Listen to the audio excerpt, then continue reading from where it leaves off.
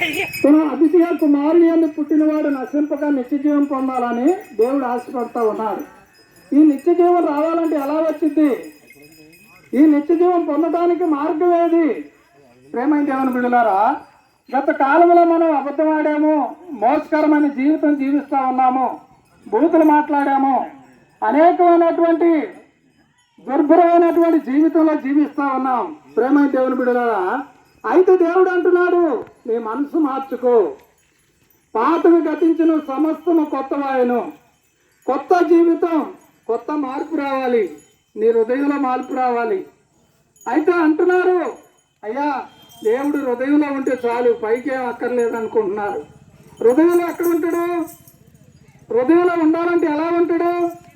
ప్రేమైన దేవుని బిడ్డలారా, హృదయంలో హృదయంలో దేవుడు నివాసం చేయాలంటే మానవునికి స్థానం లేకుండా పోయింది. మానవుడు దేవుడు